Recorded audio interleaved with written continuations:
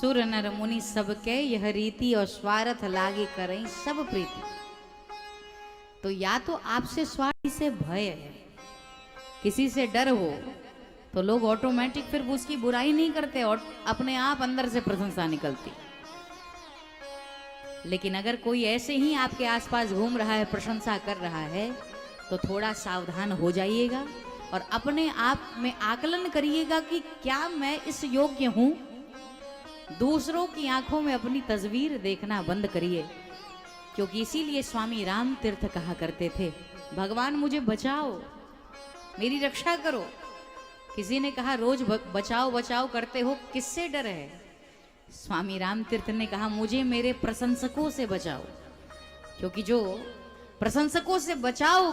और इसीलिए शास्त्र कहते हैं निंदक नियरे राखिए, प्रशंसक को नहीं कहा बल्कि निंदक नियरे राखिए आंगन कुटी छवाए। क्योंकि जो निंदा करता है कम से कम वो आपकी असली बात तो बताएगा। और निंदा ऐसे तो एक दूसरे की सभी कर रहे हैं कली काल में, लेकिन अगर कोई साधु आपकी कमी बताए, कोई वास्तव में अधिकारी, तो बुरा नहीं मानना चाहिए, उसका गुणगान गाना चाहिए कि वास्तव में सच्चाई इसी ने हमें बताई।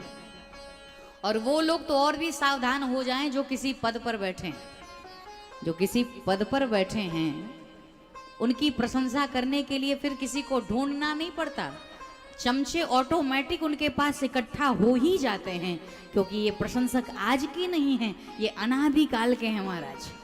और इसीलिए हमने सुना है कि जब लोग किसी पद से उतरते हैं तो उनकी आयु 5-10 साल वैसे ही छोटी हो जाती है, क्योंकि फिर कोई गुणगान गाने वाला मिलता नहीं है।